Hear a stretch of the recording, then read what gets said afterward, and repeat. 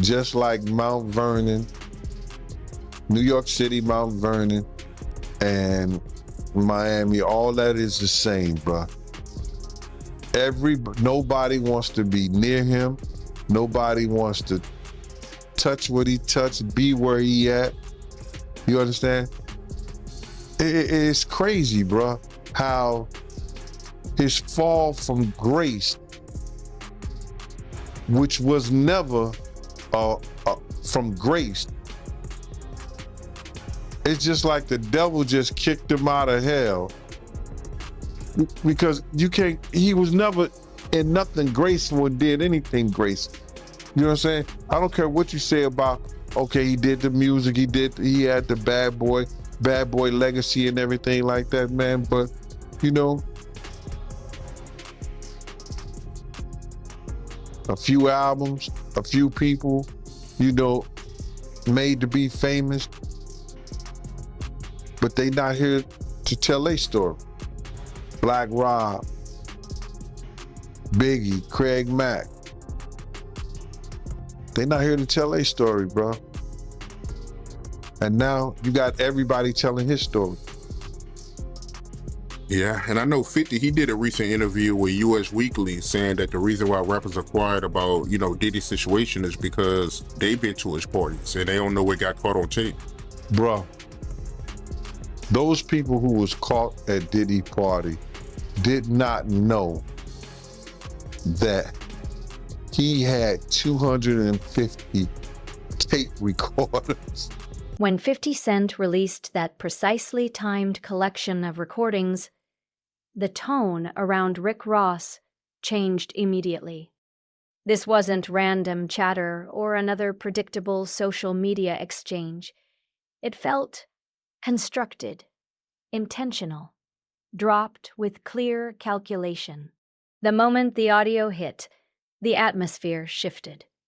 What initially appeared to be a routine rivalry suddenly carried the weight of something more deliberate.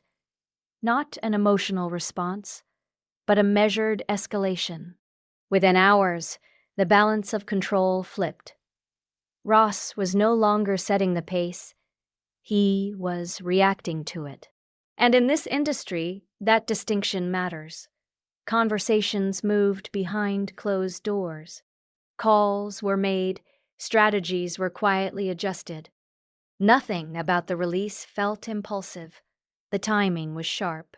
The sequencing was tight. The messaging stayed disciplined. Every element pointed to planning. This wasn't about trending for a day. It was about repositioning power. Now the effects are extending beyond the original exchange. Partnerships are being reassessed. Long-standing dynamics are being re-examined. And the ripple continues to move outward, building momentum that hasn't stalled and shows no signs of slowing. Feds found. So now with them finding all that and you being at a Diddy party, you know you may have done something that was caught on one of those tapes. You just better pray to God that they don't recognize you. Those people who know that they did something, no, they're not gonna speak out. They're not gonna say nothing. What part of the game is that? They are not going to come forward and tell on themselves. Nah, not at all. Ice Cube, he said it himself, bro. He said that Diddy's been targeted because of what he said about those folks and those people. Now, the people who was on those tapes may feel like Diddy might be targeting them. Because if he's asked about who is this, who is that, and he's under oath with the federal government, he got to tell them. He's not going to plead the fifth. Yeah, I know that got to be a terrible feeling, man. You know you did something wrong at Diddy party, and you hoping and praying that it's not caught on tape. But they don't think they did nothing wrong. That's their lifestyle. That's their lifestyle, bruh. I ask guys all the time, if two men lay down, how many homos get up? What you mean? When 50 Cent released that precisely timed collection of recordings, the tone around Rick Ross changed immediately. This wasn't random chatter or another predictable social media exchange. It felt constructed, intentional, dropped with clear calculation. The moment the audio hit, the atmosphere shifted. What initially appeared to be a routine rivalry suddenly carried the weight of something more deliberate. Not an emotional response, but a measured escalation. Within hours, the balance of control flipped. Ross was no longer setting the pace. He was reacting to it. And in this industry, that distinction matters. Conversations moved behind closed doors. Calls were made, strategies were quietly adjusted. Nothing about the release felt impulsive. The timing was sharp. The sequencing was tight. The messaging stayed disciplined. Every element pointed to planning. This wasn't about trending for a day. It was about repositioning power. Now the effects are extending beyond the original exchange. Partnerships are being reassessed. Long-standing dynamics are being re-examined. And the ripple continues to move outward, building momentum that hasn't stalled and shows no signs of slowing. Story of things that seems more reliable than others, Race, is what I'll say, just to protect my sources. But this source informed me of who these A-list celebrities are on these tapes that are being allegedly auctioned off online and through the networks. And it's put me in a little bit of a bind because I like to be fully transparent with the audience. I want to say things, but I also realize, from what I'm told, because again, I haven't seen them directly yet. I haven't, and I don't know if I want to. Race, I want your advice on that too. But the problem I have is just like, typically I want to report these things, but I got to be careful legally, ethically, morally as to what we report on here, because as Ariel, the lawyer here, did admit, and I can attest based on the information I got from a separate, reliable source, people in these videos don't know they're being videotaped. That's a big issue, Race, right? Let's start out right there. If there are people on these tapes that don't know that they were being filmed, is that okay to talk about and to share? I have a big problem with that, as do you, Andy, and you tend to be an ethical guy and you're taking the high ground here. Notwithstanding the fact that you may have some significant information and reliable information, but the reality is that, look, I mean, if people were recorded non-consensually and you're the one to identify them, I think that's a problem, right? And I think anytime anyone has content, right, this is not an email, this is not a text message, this is video. And there's specific statutes, without using specific language I don't want to get into, but everybody knows what we're talking about here. It's Diddy with this person. I'll say that. It's Diddy with this person. Actually, yes.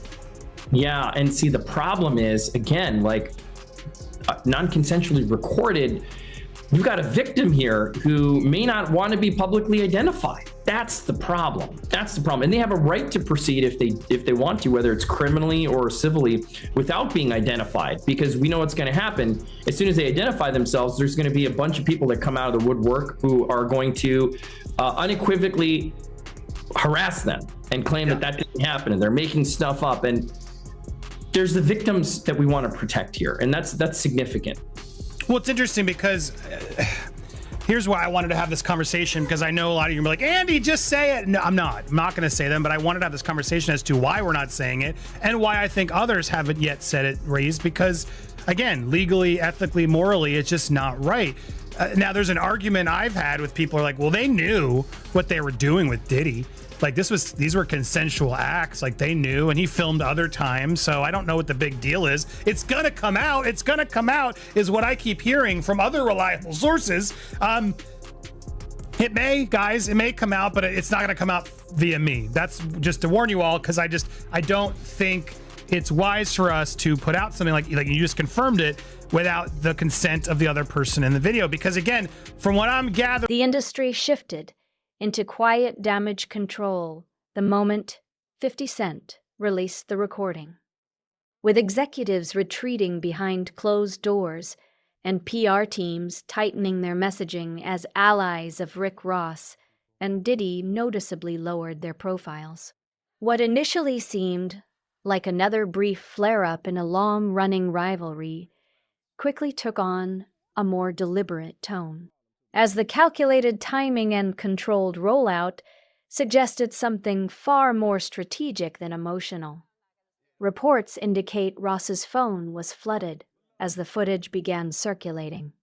And while the reaction wasn't loud or chaotic, it was tense and measured. Statements became shorter, appearances more selective, and in some spaces, silence itself became the response.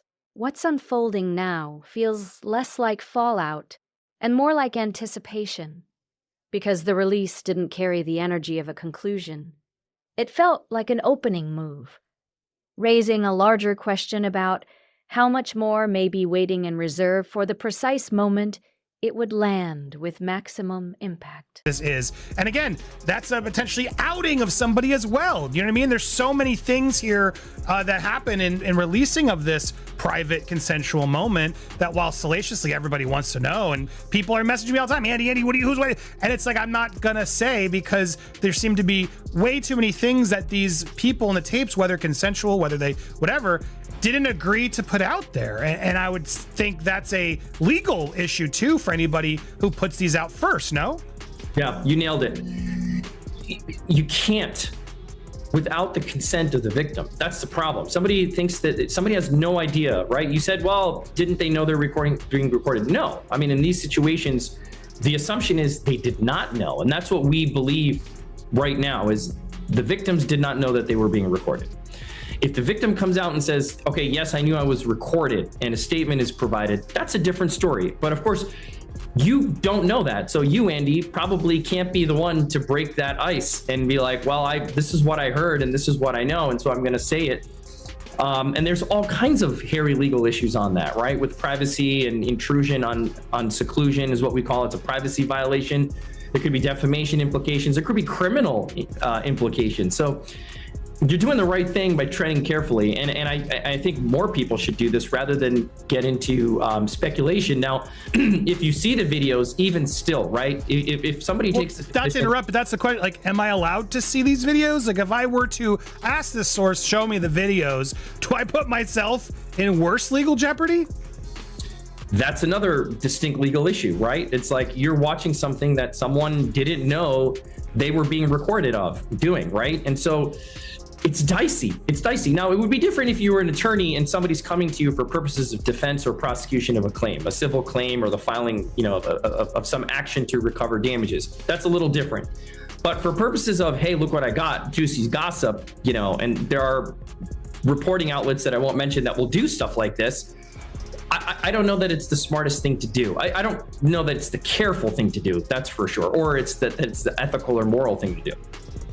Yeah, it is exactly. I'm not a lawyer, but maybe this source will show you, and then you can verify what we know. But here's the other problem. Even if we verify what we know, like as I watched what Ariel, the lawyer, got these tapes, and even again, I don't want to get into the details, any remote details that could help explain or allude to even more of theories that are out there, or debunk or confirm. But I will say, hearing what I heard, which again isn't confirmation, but hearing what I heard, it makes me dislike what Ariel's doing even more, because I think there are going to be people out there, if this information does get out in some way, that are going to deny that these people are victims, that they're going to try to say, oh no, they're just consensually thing and they were hiding this affair and yada yada yada. And I don't see it that way personally. I mean, and granted, I haven't seen or know, like, this isn't somebody involved, from what I've gathered in these tapes, of them, doing it to others in a way, criminally, like we've heard in some of these suits. This is just, it almost feels like, again, if it's real, like blackmail material that Diddy keeps to sort of hold over these people's heads. And to me, that's awful to the people in it, whether they agreed or knew or whatever. It still just feels like that's no one's freaking business, and maybe they were doing it for reasons we don't know. Just because we saw it in the tape doesn't mean they weren't feeling pressured in other ways, right? So it's a heavy and complicated thing, but it's not a hard. For years, Rick Ross positioned himself as operating at a distance from certain elite power circles, framing his rise as independent, self-directed, and insulated from deeper alliances. But the recordings now making rounds introduce a more layered picture, one that complicates that long-standing narrative. In material released by 50 Cent, Ross is allegedly heard in detailed business discussions with Diddy, conversations that appear to move beyond casual networking. On the surface, the exchanges suggest structured strategy, deal positioning, coordinated planning, and calculated alignment involving developing talent. Presented in that context, the dynamic doesn't read as incidental. It suggests intention. Industry watchers are quietly observing that if the material continues circulating, reputational pressure could build. What's unsettling insiders isn't just the content, it's the timing. The recordings reopen questions that many assumed had faded, particularly surrounding Ross's early ascent and the mechanics behind it. A story once told with confidence is now being re-examined under sharper light. And in moments like this, perception can outpace verification. When timing aligns with existing tensions and unresolved narratives, the shift isn't always driven by proof alone. It's driven by momentum. Man, I ain't gonna lie. I've been holding a lot of shit in lately. Man, I just had like a 3.5 hour cry. What do I owe the president? What do I owe the president? The last time we speaking together, we wash your car for you. We wash your car. We wash your car with no shame in our hustle. When you got them getting into that wash, and you know that chip gonna be good, like right there in this coast. Y'all better stop behind this slippery. Executives have reportedly characterized the recordings as a front-row look at a public persona destabilizing in real time. And that perception alone has created unease across the industry.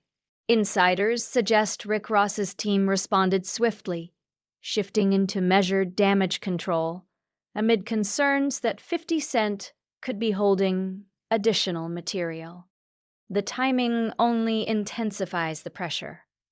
With Diddy already facing elevated scrutiny and Ross tied to high-profile ventures, the implications now extend well beyond music headlines. This moment reaches into partnerships, endorsement deals, and years of meticulously constructed brand equity. In certain circles, efforts to minimize the controversy appear to have amplified curiosity rather than contained it, quietly heightening anticipation about what else could emerge. Once the recordings entered public view, the atmosphere changed. What initially looked like contained fallout began to resemble a broader reputational test, one accelerating faster than many anticipated. And when control gives way to uncertainty, the tension shifts. It's no longer centered solely on what has surfaced, but on what may still remain unreleased, waiting for the next strategic moment.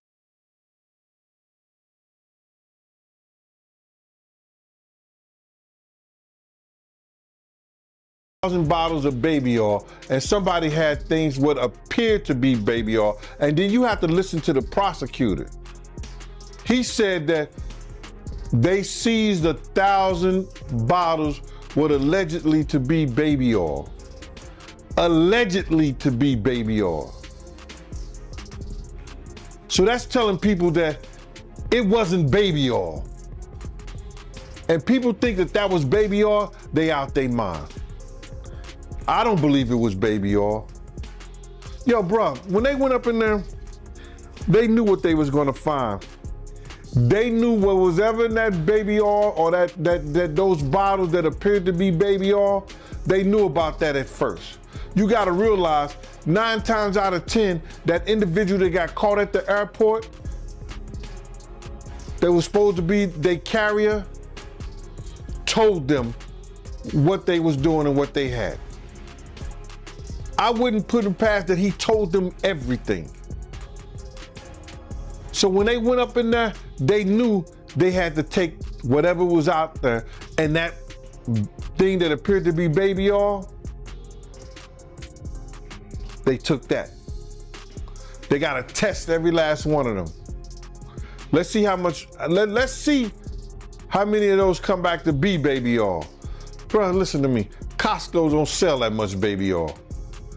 Where you know sell that much baby oil? Yeah, I don't know any store that sell that much baby oil. I know Costco, they came out and said that they don't even sell baby oil. My sentiments exactly. But you personally, right, what do you believe was in the baby oil? If you ever seen a massage parlor being raided and they walking out the people, do they take the massage oil with them when they go? No, they just walk out the people who are being arrested. A person getting arrested and the people being arrested in those brothel houses. Do they take out the stuff in the brothel houses? No, they don't.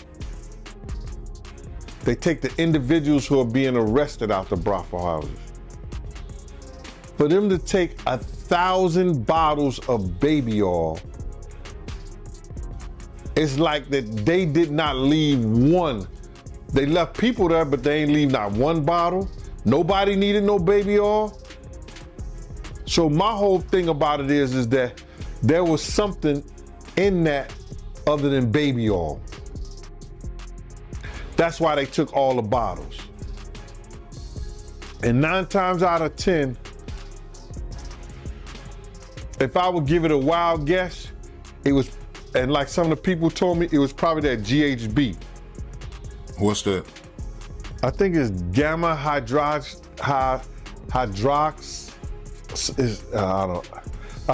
I looked it up, bro.